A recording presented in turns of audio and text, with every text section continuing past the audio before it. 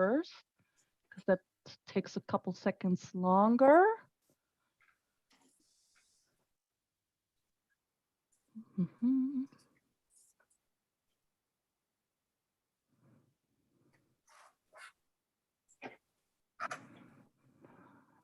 Okay, like already works, and now we can let people in.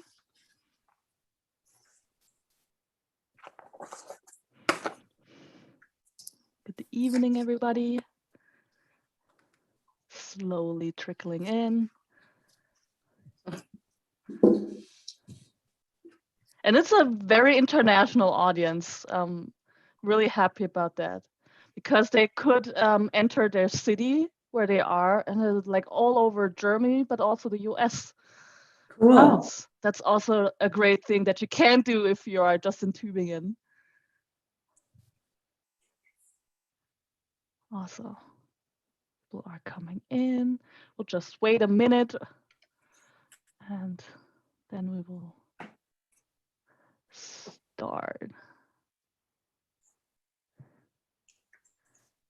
Thank you, everyone, for being here today. Such a beautiful weather, and I'm happy that you decided to be here with us instead of being outside. It's like 24 degrees Celsius, like almost summery weather, I feel like. All right. Couple more seconds, and then we will start. People are also joining on YouTube. So welcome, everybody, and good evening. There's someone from Chicago. Awesome. Hi. Yeah, good evening, everybody. Thank you for being here tonight to our event. From Fannie Lou Hamer to Stacey Abrams, Black women claiming political power. My name is Esmi Nasruddin. I work at the German-American Institute, Tübingen, and I'm there the director of the Education USA Advising Center and the deputy director of intercultural affairs. So I do school outreach for American and German youth. And I also want to welcome our event partner, the US General Consulate in Frankfurt am Main. And this event is possible together in cooperation with the US Embassy in Berlin, as well as the general consulates in Düsseldorf, Hamburg, Leipzig, and Munich. Thank you for being here. And I'm happy to welcome our Consul General Patricia Lacina, who will offer some remarks shortly. But first, some housekeeping. You, the audience on Zoom, has the ability to use the chat function or the Q&A function to ask questions to our guest, Lisa Brooks, who will introduce later on. And for the people on YouTube, you don't have the possibility to enter your questions in the chat. So if you have any questions, you can send them via email afterwards, and we can direct them to Lisa later on. All right, and I also want to put your attention to some upcoming events that we have. So Women's History Month is almost over, but our new quarter is already starting tomorrow. So we have some really fantastic events planned, and they will be all online. So you will find them on our YouTube channel, d.a.i. TV. We will have something on racism and country music, for example. We have a top talk on April 27th with the German author Heinz Bude. And currently we have a photo exhibition that is also perfect for today's event, which is called Am I What You're Looking For by India Beale, who's like an African-American female photographer, and she portrayed African-American women who transitioned from academia as students to the corporate world. And she portrayed them in this with their hybrid identity. And it's really beautiful and powerful. And if you are in the Tübingen area and have a Tübingen Day Pass, which gives you access to the Institute, you can visit us during our opening hours. I hope you are familiar with our social media channels. Please check us out on Facebook, Instagram, and Twitter, and also our website, www.dai-tübingen.de. So thank you very much, and I will hand it over to Consul General Patricia Lacina. Thank you. Thank you so much, Yasmin. Sorry, I'm not sure you can all see me. This is always a challenge to get the angle correct.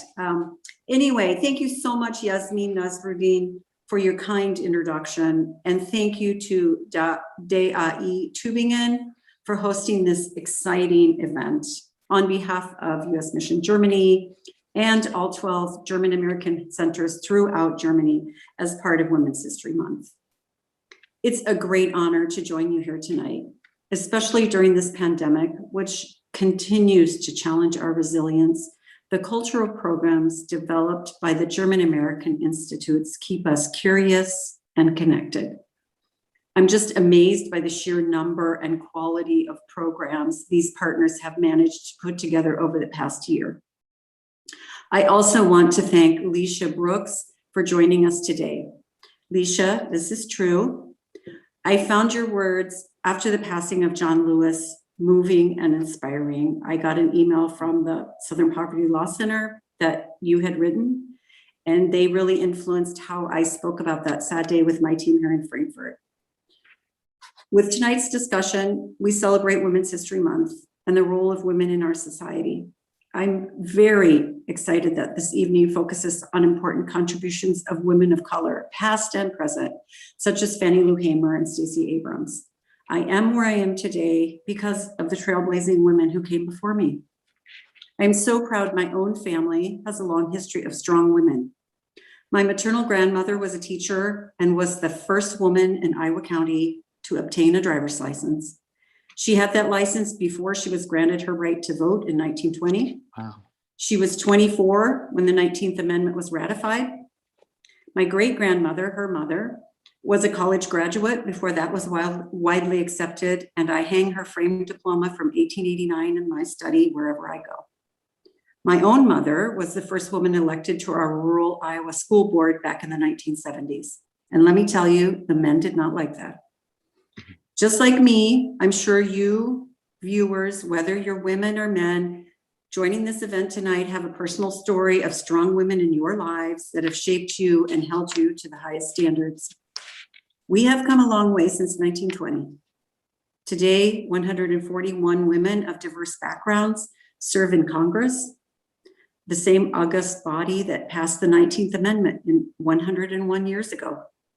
For the first time ever, our vice president is a woman. And for the first time ever, a person of African, Jamaican, and South Asian ancestry holds the vice presidential office. However, there is still so much left to do to advance real equity and to institutionalize that progress.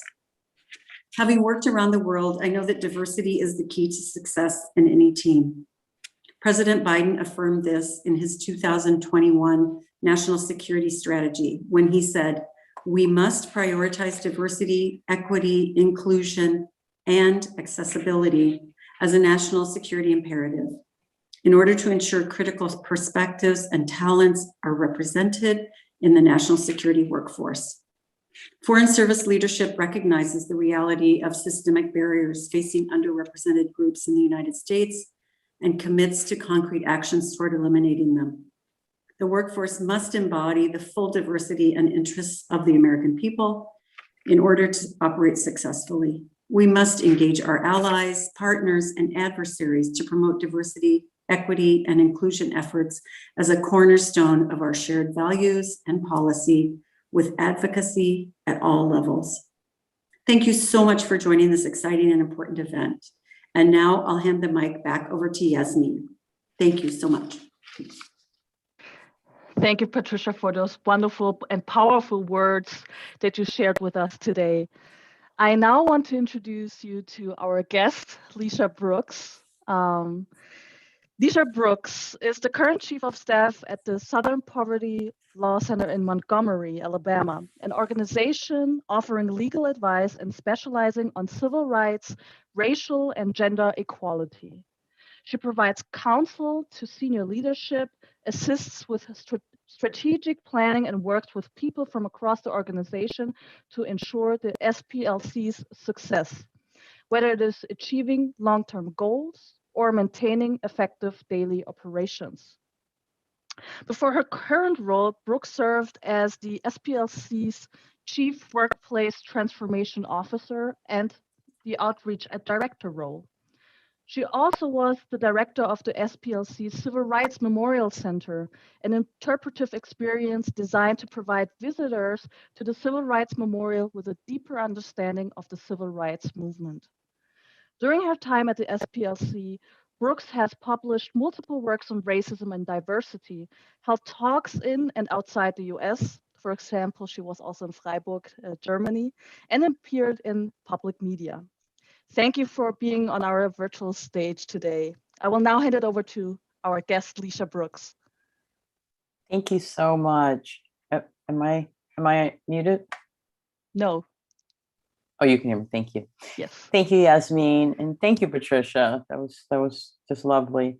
And I want to thank the U.S. Consulate General in Frankfurt, the German-American Institute in Tübingen, and my dear friend Martina Cole with the U.S. Embassy in Berlin for inviting me and connecting me with these wonderful women. It's an honor and a privilege to share with you this final day of Women's History, or as we call it, Herstory Month.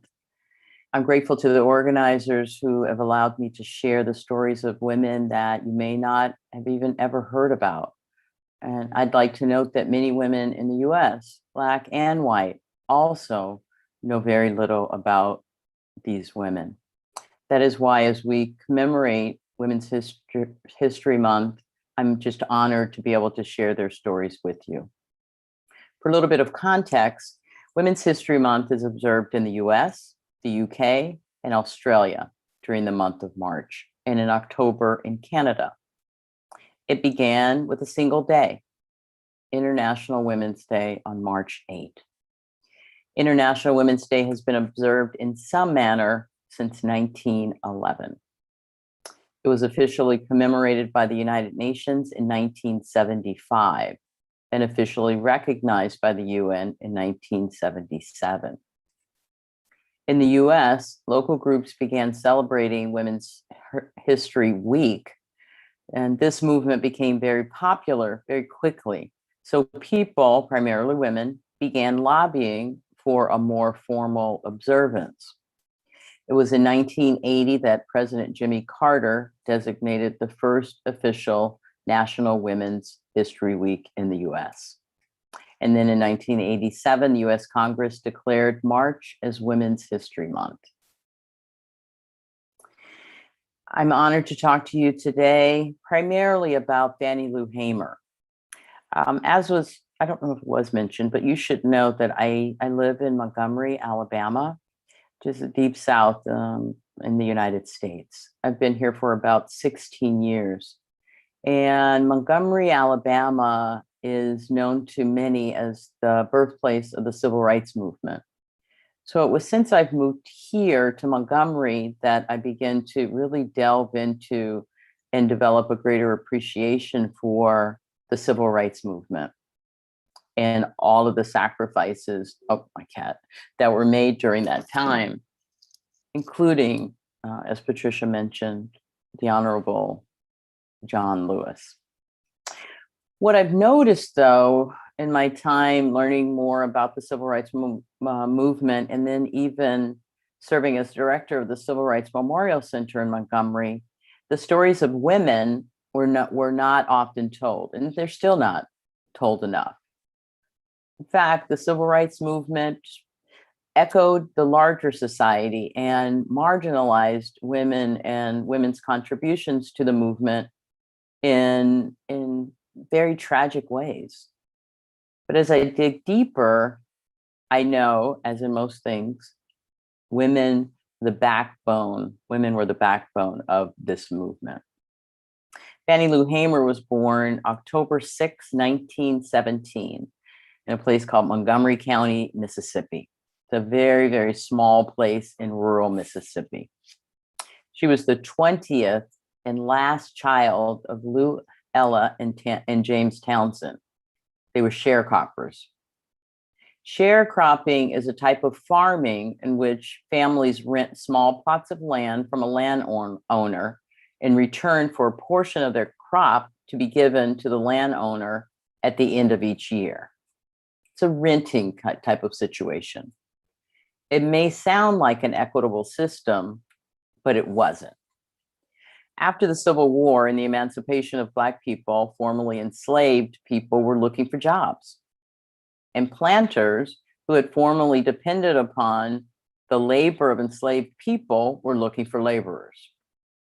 In the South, many Black families began to rent land from white owners, and they raised cash crops such as cotton, tobacco, and rice.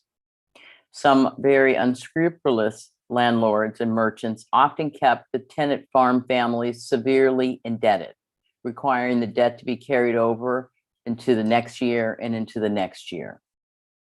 In most arrangements, it was illegal for sharecroppers to sell their crops to other people besides the landlord.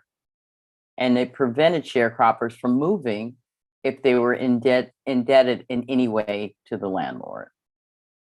So this was the situation in the family in which Fannie Lou Hamer was born. She was born into poverty, and she began working picking cotton when she was 6 years old.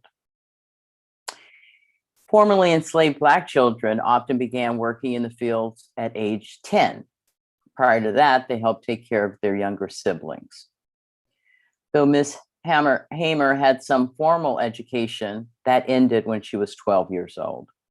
But it did serve her well to have at least some time in school because she could read and write. Married at age 27, she began working on another Mississippi plantation owned by a man named B.D. Marlowe. At age 44, Miss Hamer, attended her first meeting about the Civil Rights Movement. It was organized by a group called the Student Nonviolent Coordinating Committee, which came to be known as SNCC. SNCC was organizing across Mississippi to try to get Black people to register to vote.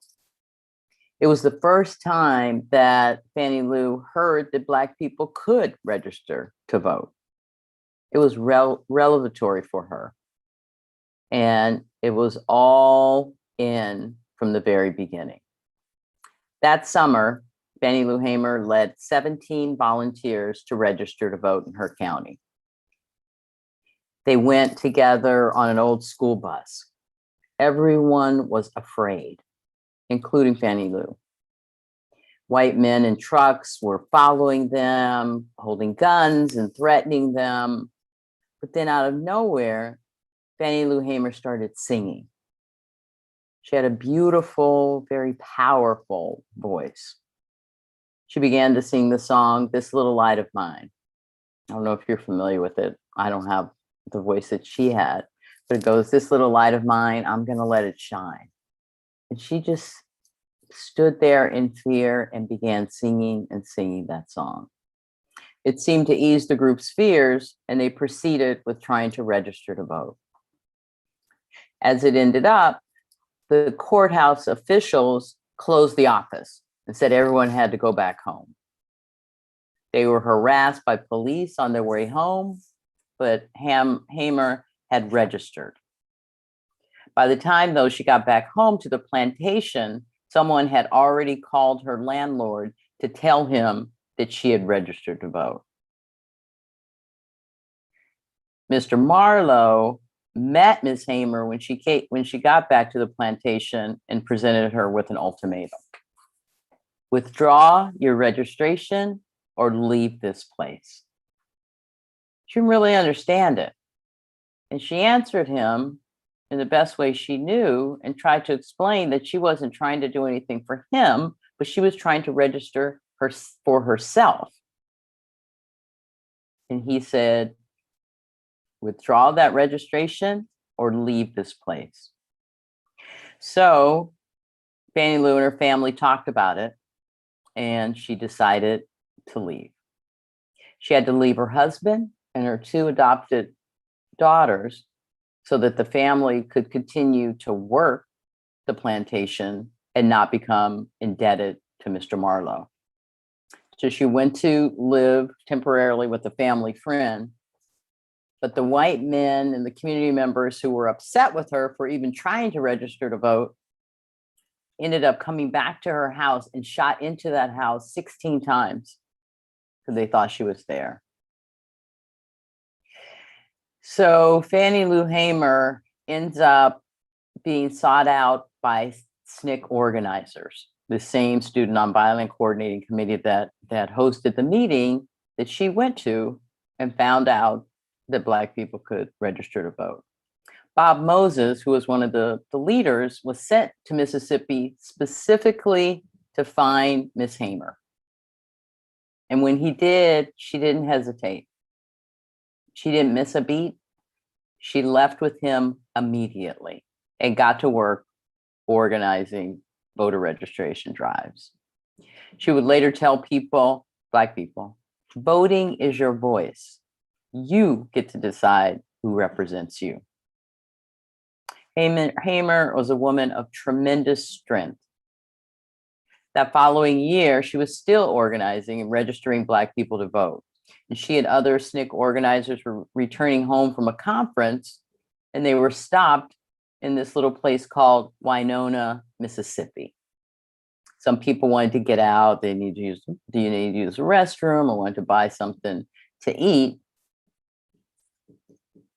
They were accused of occupying a whites only waiting room, and people were arrested, including Fannie Lou. They were taken to jail. They were not only taken to jail, they were beaten. They were beaten mercilessly. She sustained a blood clot to her left eye and permanent kidney damage. After the beating, she vowed that nothing other than death would stop me. In the midst of Freedom Summer, which was in 1960, and SNCC organizers had created this initiative to bring political power to Mississippi by registering Black adults to vote and by also educating children in poor rural areas of Mississippi. Thousands of volunteers converged upon Mississippi during this Freedom Summer, including many white volunteers. It was at this time that Fannie Lou decided to run for Congress. She helped found what was called the Mississippi Freedom Democratic Party. A group of delegates from this party left Mississippi and headed to Atlantic City to challenge the Mississippi's all-white Democratic delegation. During this time, and not just in Mississippi, but really across the US, most delegations, be it from the Democratic Party and certainly from the Republican Party at this time, were all white.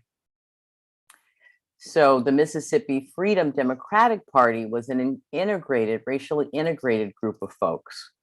And they wanted to go to the Democratic Convention and challenge the Democratic Party to deny credentials to the all-white delegation and to instead seat the integrated Mississippi Freedom Democratic Party. Hamer delivered a passionate speech to the committee. I want to really, really encourage you at some moment, perhaps later this evening, go to the Google and watch this speech. It's wonderful. So Fannie Lou Hamer's delivering this powerful speech, the Democratic Convention, to the Credentials Committee. And President Johnson at the time, had no intention of seating the Mississippi Freedom Democratic Party, or he had no intention of allowing that to happen. Dr. King was at this convention. Other civil rights organizers were at this convention, but President Johnson feared the message from Fannie Lou Hamer.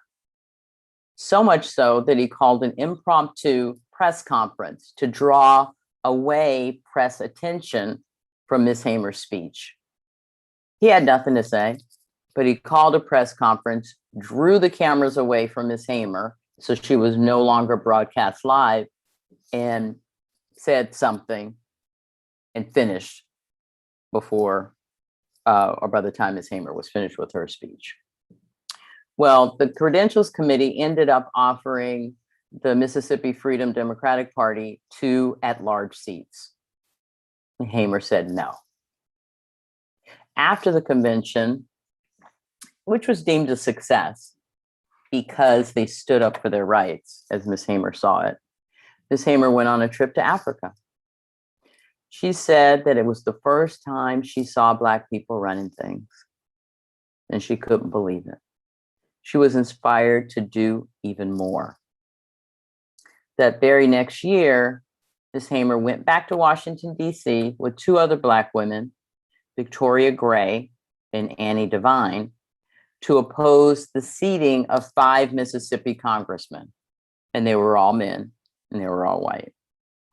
Remember, Ms. Hamer had indicated her interest in running for Congress. She was denied the opportunity, the right to run for Congress. So she and these other 2 Black women went to DC to challenge the seating of the Mississippi Congress people who had been elected. In that act, again, it wasn't successful in preventing them from being seated, but that very act made Ms. Hamer and these 2 other Black women the first Black women to stand in the chamber of Congress. And I do mean stand, because they didn't offer them a seat for quite a while. And when they did, they offered them a seat at the very back of the chamber. By 1968, Fannie Lou Hamer turned her attention to addressing the economic needs of people in her community, never forgetting for a moment that she grew up in poverty. In fact, never moving out of poverty herself. She started a pig bank. And this pig bank, she would raise, kind of liken it to what the Heifer Group does now. She would raise pigs, give little piglets out to different family members. They were charged with raising them. Once their pigs had other little piglets, they would return it back to the farm. And in that way, she thought people would have food to eat. She also ended up buying land through what she called the Freedom Farm Cooperative. She wanted a place where Black people could farm collectively. See, sharecroppers weren't allowed to farm for themselves on plantation land. They were only allowed to farm for the landlord. They couldn't keep any of the food. So these people, sharecroppers, living in poverty, working on someone else's land, didn't even have access to the food that they were growing. So this farm collective allowed sharecroppers across the area to grow food for their families so that they could eat. Ms. Hamer also went on to build 200 low-income housing units for people. She stayed in her community her entire life and served her community every day. In 1977, Fannie Lou Hamer died of breast cancer at the age of 59. And as I say, or as I alluded to, I don't think I learned about Fannie Lou Hamer until I moved to Montgomery, Alabama. Oop. Forgot to share my pictures. Got so excited. That's Ms. Hamer at the speaking before the Credentials Committee in Atlantic City at the Democratic Convention. And then let me remind you again, you really want to watch this speech. This woman is so powerful. Remember, she had to drop out of school at age 12. Her presentation before the Credentials Committee was flawless. She didn't have any notes. She just spoke from the heart, talked about her life and the life of Black people across Mississippi, and laid out a challenge to the Credentials Committee and this country around living up to our ideals of equality. Ms. Hamer, her life intersected with the life of Ella Baker, another woman that we don't hear enough about with respect to the tremendous contributions to the civil rights movement and the social justice movement writ large. We are hearing more and more about Ella Baker these days, but she was also this incredibly powerful person that in the rearview mirror, people recognize as being the backbone of the civil rights movement. Ella Baker was born in 1903. She was older than Fannie Lou Hamer.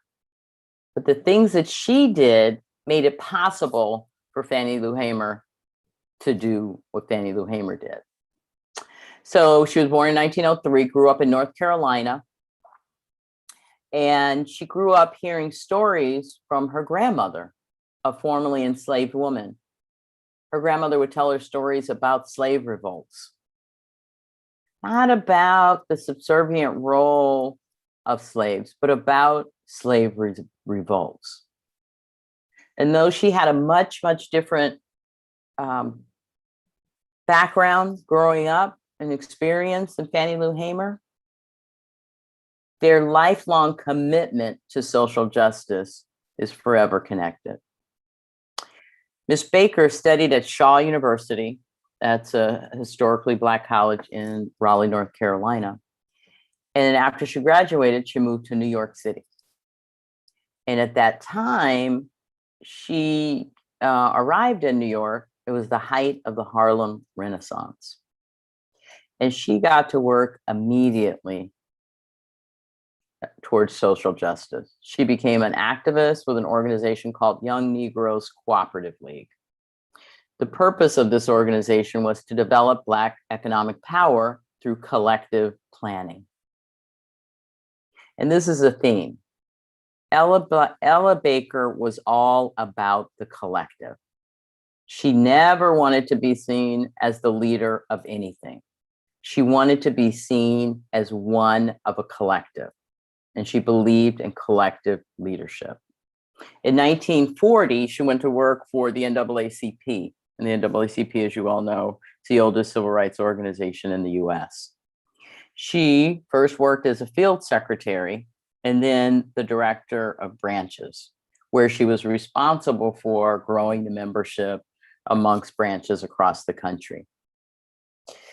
In 1957, after the Montgomery bus boycott, Ella Baker helped Martin Luther King Jr. organize the Southern Christian Leadership Conference. And if I could pause for a moment there, the Southern Christian Leadership Conference is rarely, if ever, associated with Ella Baker. But it was her organizing efforts with Dr. King that made that come to life. She believed in grassroots leadership. She said, no one is going to do for you which you are unable to do for yourself. And her legacy is that of grassroots leadership. She also said, strong people don't need strong leaders. So she dedicated her life to building strong people who would lead themselves. After being with the SCLC for just a little bit, she was named the executive director and organized mass meetings and did a lot of important work. But early on, she recognized that she was in conflict, or her philosophy her approach was in conflict with other leaders. She did not believe in a top-down approach. She believed in community-based organizations. She also didn't believe that big demonstrations were the only way to affect real change. She believed that we should work with communities to build their leadership and have them engage in grassroots organizing and demonstrations across the country, instead of bringing large groups of people to one particular area. Well, in 1961, an initiative known as the Freedom Rides was taking place across the country, and it was co-led by that very same SNCC group that deeply influenced Fannie Lou Hamer. Well, Ella Baker was one of the co-founders of SNCC. And she founded SNCC in April 1960 after the successful Freedom Rides. The Freedom Rides were where groups of volunteers would volunteer to take public transportation or buses across the country to test the segregation laws, oftentimes beaten before they got anywhere. But after that the Freedom Ride, Freedom Summer, all of this influenced young people across the country, and a group of Black men in North Carolina started the lunch counter sit-ins.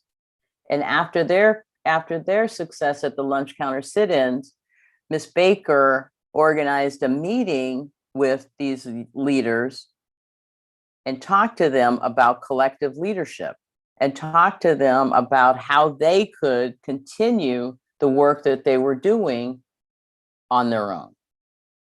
So she founded SNCC, ended up leaving SCLC, and then we have these organizations that were working together and separately to advance the civil rights movement. Again, we often just hear about SCLC and Dr. King, maybe the NAACP. We don't often hear about SNCC or CORE or other groups that were organizing community by community who began this whole notion of leaderless movement. So Fannie Lou Hamer benefited by the philosophy and hard work of Ella Baker. This introduces you to Amelia Boynton, who was organizing in Alabama. She also was greatly influenced by SNCC and came to believe early on that she, as a young person, could take control and organize other young people and push back against Jim Crow. All of these women were organized intently on advancing voting rights and making it possible for Black people to register to vote. Amelia Boynton ended up organizing the Selma to Montgomery March. The Selma to Montgomery March is responsible for the creation of the 1964 Voting Rights Act. Most people associate the Selma to Montgomery March, some with John Lewis and Hosea Williams, who led that first march across the Edmund Pettus Bridge that led to the beating of those peaceful protesters, and then led to a successful march led by Dr. King. This also happened in March, by the way. But Miss Boynton was a grassroots organizer in Selma that organized the people to participate in the march. She was a lifelong community activist and passed away just a few years ago. Moving into more of the present, this is LaTosha Brown. And you may have heard of this group by now because she's amazing. LaTosha Brown, and this was before Stacey Abrams, she is a community activist. She started a community engagement group called Black Voters Matter. And she started this group to bolster Black voting rights and challenge voter suppression tactics across the South. This group is largely responsible for electing a Democratic Senator, Doug Jones, in Alabama. Now, I realize that the election of Doug Jones as a senator in Alabama may not mean a lot to you all, but this was huge because this is a deeply conservative, red, all Republican supermajority in the legislature and the governor across the board. This is a Republican state. And so for Doug Jones to win election was a really, really, really big deal. And he owes that success to LaTosha Brown and Black Voters Matter. They're committed to working at the grassroots level, and Miss Brown has literally changed the landscape of American politics. You can see her and her group. They have buses, they pick people up, register them, and on election day, pick people up and take them to the polls to vote. You may have heard that recent voter suppression tactics in Georgia have made moves to prevent people like LaTosha Brown and organizations like Black Voters Matter from doing that organizing work.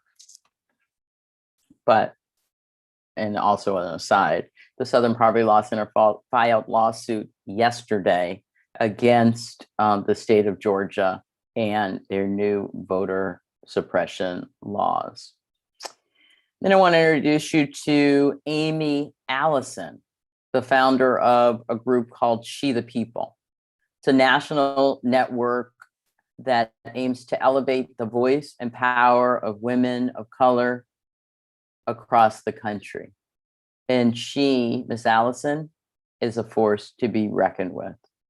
She commands national attention and held a number of presidential forums in advance of the 2020 presidential election. As you see here, Bernie Sanders. And she had all of the major candidates. So she's working on the national level while people like LaTosha Brown are working at the local and regional level. Her story, like the story of Miss Brown, continues to be written.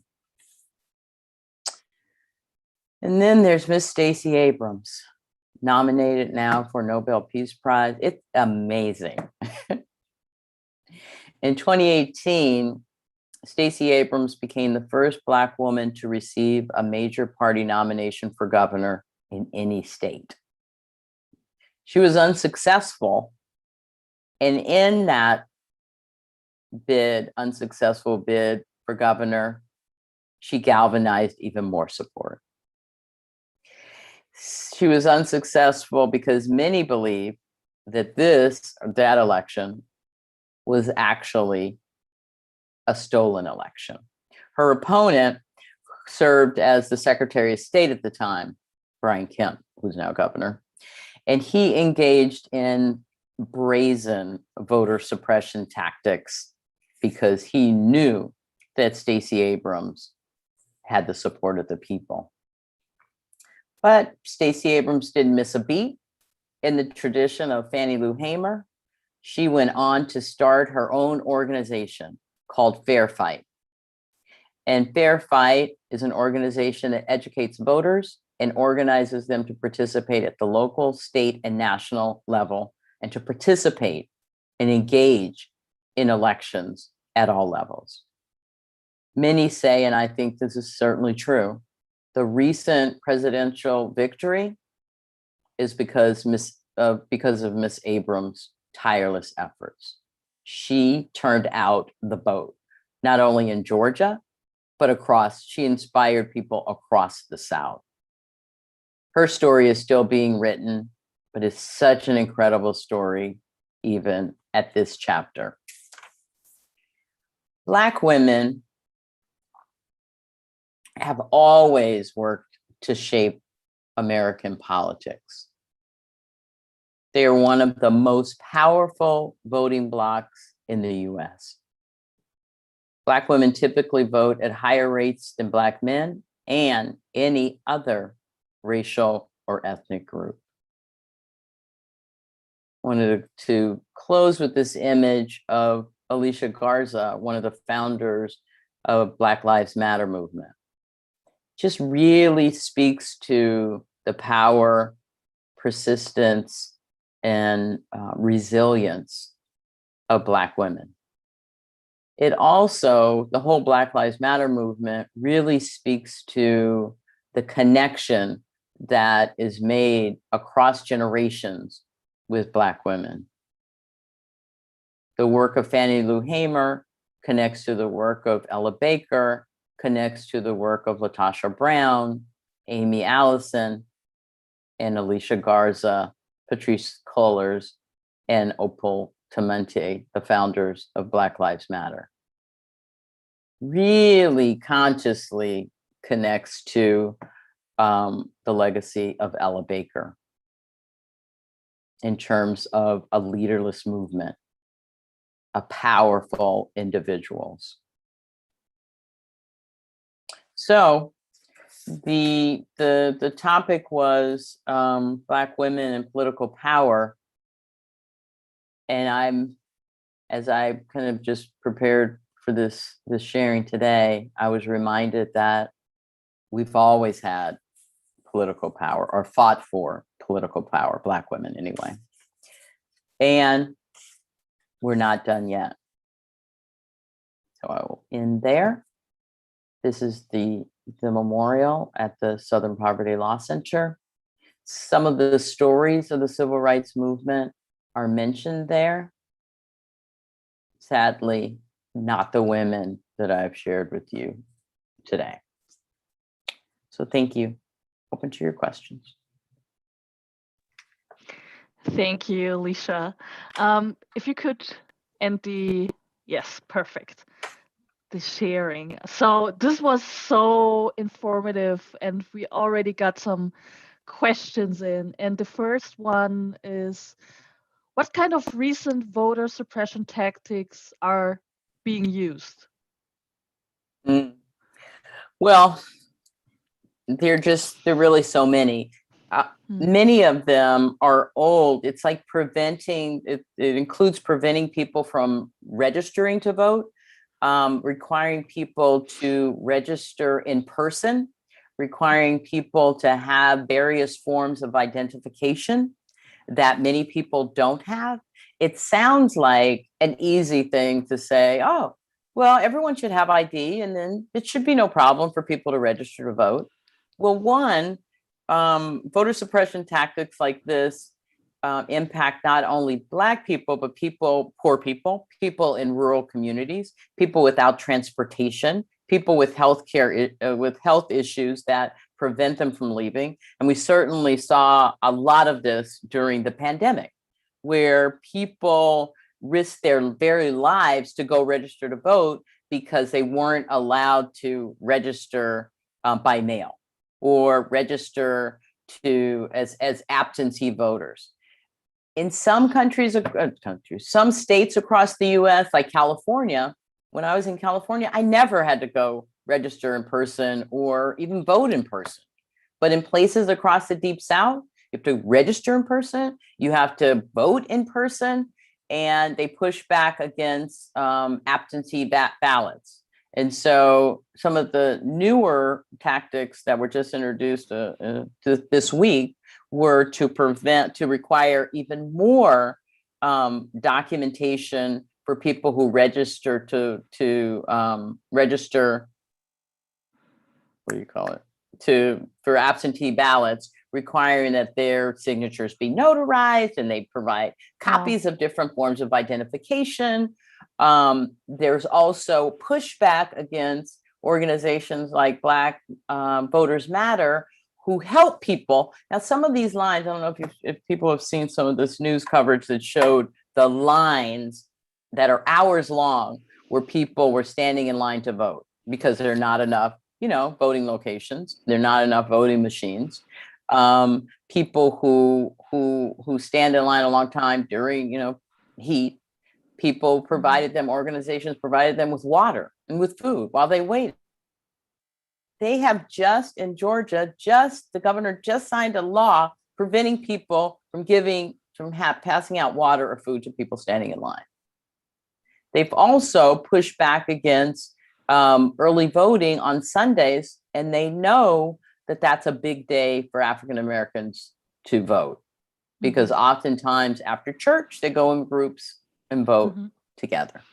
So these tactics are becoming more and more precise in terms of the population that they're targeting to prevent from voting. Do you think this is some kind of racist backlash because of the Oh my work gosh. that Stacey Abrams did? That's what I would call it. Oh my gosh. Yes, it's backlash. And it's bigger than, to be clear, it's bigger than Stacey Abrams. What we're seeing, and we're seeing it first in the South because the southern states have a higher population of African Americans. And so power is building more quickly. And we're seeing more changes here, as we saw in the election of the two senators from Georgia, Reverend Warnock, the first African American, and Osage person elected by Black people, right? So as we have the shifting demographics that are taking place across the US, and white folks are quickly becoming a numeric minority, the fear is that the Republicans, and they shouldn't be equated with whites, but they do, will no longer hold power. So it's definitely got a racial element to it. There's also not just Black voters that they worry about, but they worry about Latinx voters, right? Because people of color typically vote in higher numbers for people in the Democratic Party. So Republicans believe that and they've been pretty blatant about saying this, that the only way that they can win elections is to suppress the vote for Democrats. So it's a mix of racial politics for sure. There's also a question that just came in. How is it possible that such border suppression bills are being passed? Shouldn't they be unconstitutional because they're violating human rights? That's a really good question. If we went by human rights standards in the U.S., a lot of the problems that we have would not exist, right? It's very interesting, this whole notion of the right to vote, which was provided for in one of the amendments to the Constitution, but has always been fraught with suppression. I mean, from the very beginning, as we know, women weren't even allowed the right to vote. And voter suppression was in fact allowed, some say, with the Supreme Court decision, I think it was in 2013, that eliminated some safeguards that were put in place to ensure that there was no racial discrimination within voting practice. The court ruled at the time that, everything's better now. We don't need to check on these states and make sure that they're doing the right thing. We're seeing more and more people of color elected to office, and more people of color are voting. So we don't need these safeguards. As soon as the Supreme Court let down their guard and allowed for these safeguards to no longer be required, voter suppression laws were enacted in the form of voter ID laws. And that's how it started. And they are deemed completely legal because, again, people think that, it's no big deal. People should have an ID. Poor people don't have an ID. Young people don't have IDs. People who live in rural areas don't have IDs. It's so mind-boggling as a German, because for us, we just automatically get notified if there are upcoming elections. And then you can just scan a QR code and then you get your absentee ballot, for example. That just happened for our state elections a couple of weeks ago. And if you don't get like the letter inviting you to go vote, you can just use your national ID that everyone has starting at the age of 16. You can just go into your voting location. And so it's every time I hear about voter suppression and how inhumane it is, it's just mind-boggling. So I truly understand that one question about like being racist and inhumane. Another question that came in by Sharon is, why hasn't Mississippi become a purple state because they have a large Black population? Why hasn't it become a purple state yet? Yeah. Yes. Oh my gosh, the laws there, kind of with respect to voter suppression, and political power in general, are probably the most harsh in Mississippi. We're just finishing up what's called the legislative session in Mississippi, and they too, even though they have the harshest restrictions on voting, they are amping them up even more. It's very difficult to get laws passed, to get legislation passed. It was a miracle to get the state of Mississippi to change their state flag. And that is a huge success. And that is due to rising political power. I don't know if you know, but the state of Mississippi, their flag had the Confederate flag, a part of the Confederate flag was embedded in the Mississippi state flag. And for years, that's the community members have been trying to get them to change that state flag. Post the public murder of George Floyd, there was enough political will to do it and not fight it. So I think that Mississippi is rising just like other states across the Deep South. Georgia is certainly ahead of the curve because it's more of an urban core there. It's just a different place. Mississippi is the deep South, and Alabama is right next to it. We've got Tennessee, North Carolina, South Carolina, and we do believe that political power will continue to grow in these areas because, as I mentioned, they do have large Black populations. So it will change. It's a matter of people are organizing and creating that change already, or pathways to change already. Hannah and asked, the poverty. Let me say something about the poverty there too. Sure. Poverty is so systemic in Mississippi that it really does impact community organizing and voter mobilization, because people have real life issues to deal with and maybe don't have time to organize around some of these broader issues. So the Southern Poverty Law Center, we have an office in Mississippi, and there are other groups that are pulling in more resources to help meet some of those needs. Right. So Hannah asks, are there specific voter suppression tactics targeted at trans people? Yes. And trans rights is probably on par with voter suppression tactics in terms of bad or awful and inhumane legislation that's cropping up across the United States. And some states have said that ID must match people's the sex that they were born into, right? And so as trans people live their lives and get new IDs to match who they are, they're not allowed to use it, right?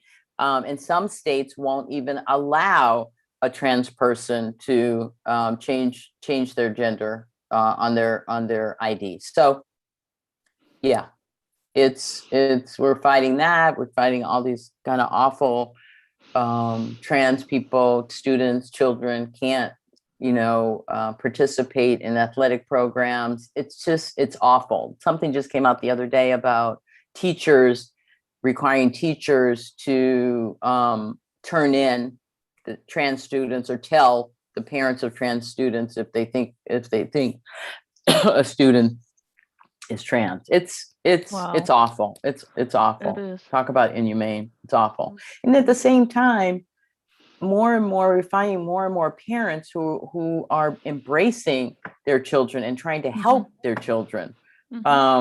And the state at the same time is pushing back against it. It's mind-boggling.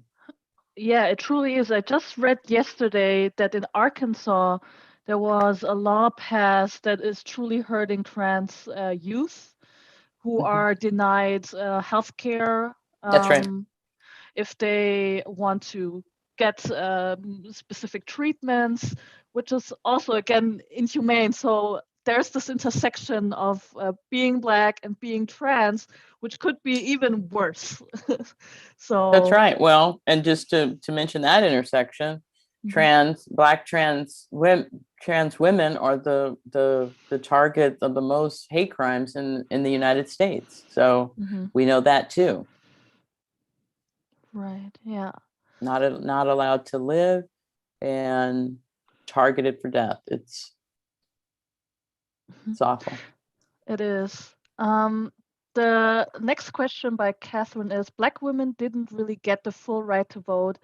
Can you expound on how voter would suppress the vote, or how voters would suppress the vote? Black women? Probably, yes. Yeah. Okay. So when because of the institutional or historic racism that existed in the United States, and Black people weren't allowed the right to vote, when women through the suffrage movement were allowed the right to vote, that didn't translate to Black women, right?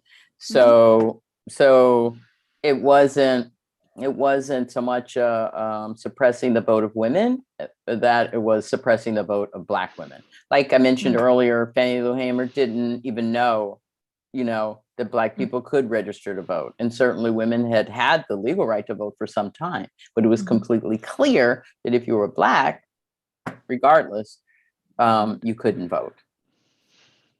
So I think once, it was really after the passage of the 1964 Voting Rights Act and the great work that was done, across the South, that hundreds of thousands of people registered to vote. More Black people registered to vote kind of after that event than any other time in history, and Black women in particular, and never looked back after that. I mean, Black women have been just engaged in that movement since. Right. Lars asks, do you see Stacey Abrams within the organizing tradition in terms of institutions, structures, groups? No, I don't.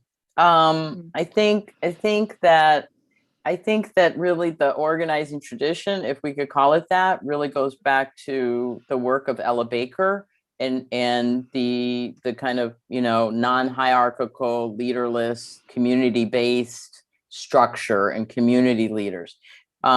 Stacey Abrams is fabulous and has done so much to energize and animate grassroots organizing, and provided the opportunity and the infrastructure for those groups to thrive.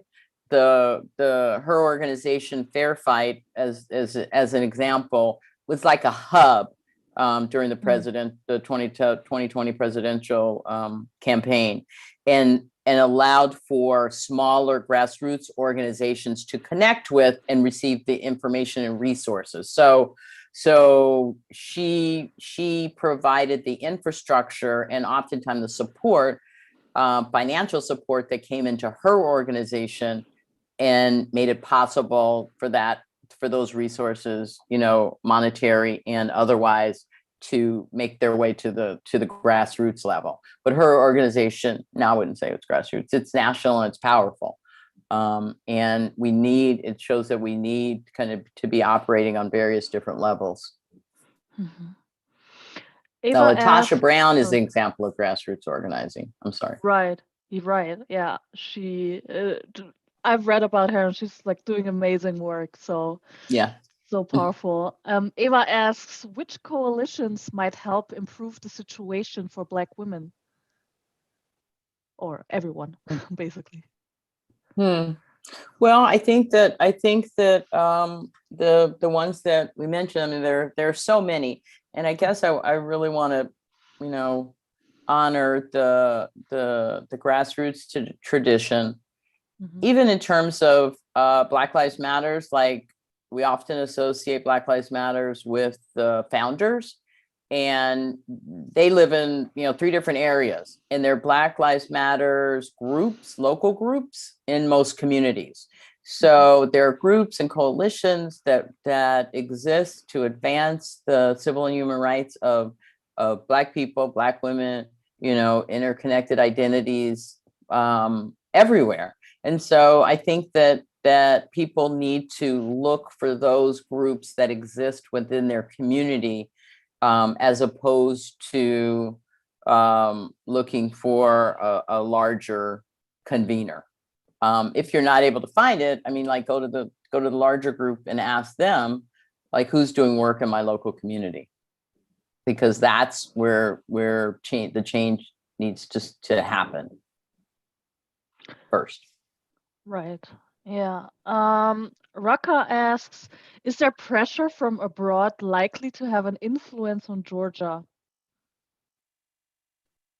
based on the voter suppression laws? It depends. I passed? mean, it depends. There is an economic boycott that's being talked about. So it depends. I mean, I've heard that they're calling for an economic boycott of Coca-Cola. So if you take that one, for instance, and there's pressure from outside the US in terms of Coca-Cola, boycotting Coca-Cola, it could help. Sure, certainly. Anissa asks, can you please tell us more about your work at the Southern Poverty Law Center? I graduated from law school and studied abroad at the University of Mississippi and have always been intrigued with the SPLC. Oh, you should come back. You should come back to Mississippi and work there. The Southern Poverty Law Center, we're just entering our 50th year. We started as a small civil rights law firm, doing kind of suing the states to implement civil rights, the Civil Rights Act and the Voting Rights Act, and eventually got into the space where we track and monitor hate and extremist groups. So that's a big part of our work. We're probably well known for our annual census count that identifies all the active hate groups that exist in the United States. So we've been, really busy lately, as you can imagine, in the aftermath of the insurrection, January 6th at the U.S. Capitol, working to help identify the members of hate and extremist groups for government, and also working with the military on their looking at the issue of white supremacist infiltration into the military. So there's that, in addition to the legal work. And we have another area of work that looks at anti-bias education for teachers, K-12 teachers in the U.S. That we have, professional development pieces and lessons that anyone could access. You can just go to our website, splcenter.org, and access all of these free resources. We're a nonprofit or NGO, and we don't charge our clients to represent them, and nor do we share in the award money. We have we bring big, what we call high impact litigation lawsuits against groups, like the one we filed yesterday in Georgia. We also do work in immigrant justice. There's still, even though we have a new administration, there's still issues with respect to immigrant detention. We do a lot of work across the Southeast in terms of trying to get government to release people from immigrant detention facilities. We do work within the children's rights arena around children being in school, being expelled from school or suspended, and that kind of stuff, and criminal justice work, economic justice work, voting rights and the like. So we do a lot of work. We have about 350 people. We're in 5 states across the Deep South: Florida, Georgia, Alabama, Louisiana, and Mississippi. Amazing. Wow. Ulrike asks, how far can white people join the movements to make a change? Tarana Burke's Me Too movement gained a lot of momentum like this. Well, I think that I invite everyone to participate in our collective liberation. As I can't remember who said it now, but no one's free until we're all free. And so what I think is happening that's very encouraging in the US, and again, this is because, in the aftermath of the tragic public killing of Mr. Floyd, more and more people are coming together, more multiracial, multi-generational groups of people to address the root causes and white supremacy, the foundations of white supremacy in ways that I've never seen before. And so it's super important that everybody be engaged in that work. We all have a role in it. The first thing would be to recognize and acknowledge that white supremacy exists, and then begin to identify some of the ways that it shows up systemically. And then white people, for me, it's always great for you to talk to other white people and tell them, we can't do it. We can't do it by ourselves, and nor should people from marginalized or oppressed communities have to educate people who are not from those communities. There's just a ton of scholarship and information out there that's available. Not that we don't want to work together, we do. And there's work that people can and should do individually. And there's work that we should do collectively. Collectively, we should always stand up against hate and extremism and white supremacy, however it shows up. We're seeing that now in the aftermath of the the very horrific massacre of Asian American women in Georgia, which provided us an opportunity to connect the dots with respect to racism and patriarchal violence. Just recognizing and calling these things out, and not having it be able to say, oh, well, it wasn't a hate crime. Oh, whatever. It's a symptom of racism and patriarchal violence, and the fact that racism targeting people of Asian and Pacific Islander descent has been a part of this country for a very, very long time. We just don't want to talk about it. So start talking about all those things would be great. Yes, definitely. And this is always something that I tell people here in Germany as well. And there's so many books that came out in the last couple of years, a lot of great and important work, and that you can look into and read more about, educate yourself. I think that's always a good way to start advocating for everyone.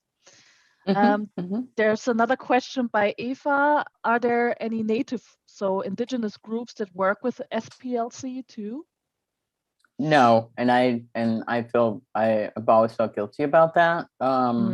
We don't. It's probably because we're in the Deep South, and pretty much indigenous populations are so marginalized here in the Deep South. There's no big organizing effort. There are, of course, some tribes. I live on land that was never ceded, really, but the ancestral land of Muskogee Creek Indians. But there are not a lot of groups to work with. It's just not to say that we shouldn't do more. We certainly should. I think we saw the pandemic allowed us to look at and lift up the continued targeted oppression against indigenous people, and it's a reminder for me and other people who have started using the language BIPOC. Like, if you're going to say BIPOC, which is Black, Indigenous, and other people of color, then you need to be doing something that addresses indigenous people, right? Otherwise, just say Black people. Right. That is very true. That's something that I've also noticed, like in Germany, we use that term as well, BIPOC, and it's very odd to use it in a German context because, of course, we have indigenous peoples, but how are indigenous peoples defined in like a German or European context? So it's very odd to use it here, but it's important to differentiate. If you want to talk about Black people, then say Black. If you want to include more, then BIPOC makes more sense. But you shouldn't use it like as saying you mean BIPOC, but you actually mean Black. So just say Black. That's what I've noticed that some people do. Right. Or just say Black and then say people of color, like, Exactly. Right. Or if you're talking about, Asian and Pacific Islanders, then say that, like name people. Right. Yes, I agree on that. Definitely. Rosalind says, bless you, Lisha. You're telling a very powerful story. So proud to bear witness to the spread of truth to power. Keep on keeping on. Sadly, the struggle for basic decency and equality for all continues to be a long and winding road. This is a beautiful statement. Thank you, Rosalind. I think I've learned a lot, and something that you also mentioned earlier in your talk was that you started to learn more about Ella Baker and Fannie Lou Hamer when you came to Montgomery, Alabama. And for me, as a Black German, I've also stumbled upon the history of Ella Baker and her power because I wrote my bachelor's thesis on the Black Lives Matter movement and like patriarchal structures. And so I was curious on how it was back in the day, basically. And I was so blown away. And my question is, why do you think it's not so taught that Black women contributed so much to the Black civil rights movement? Why do you think that is? That always men are like in the forefront? Well, I mean, it's the civil rights movement represented a microcosm of the larger society. I mean, misogyny existed across society, and it was no different with respect to the civil rights movement. Men were put up, and hierarchical structures were what was most advanced because it was like patterned on dominant culture in the larger society. And that said, the civil rights movement, though, I think, the little inside secret was recognizing the power of women. So they used women, whereas in other contexts across society, women weren't involved at all, right? Or they really were truly more in the background. Whereas in the civil rights movement, women were leading the way. They just didn't get any credit, right? You could look at the March on Washington and, oh my God, why weren't any women talking, right? So, and, God, what's his name? Bayard Rustin also was marginalized from, so gay people couldn't talk, women couldn't talk, only, men who were apparently connected with the church could talk. I don't know, So I know that was a big part of it. I think that now, in terms of what is taught, it's a bigger issue, also a broader societal issue in that we are not taught truth, especially the truth of the history. Kind of, we have a program in our Learning for Justice department that the piece that I said puts out, the project that puts out anti-bias curriculum. It's called Teaching Hard History, which is patterned on the 1619 Project.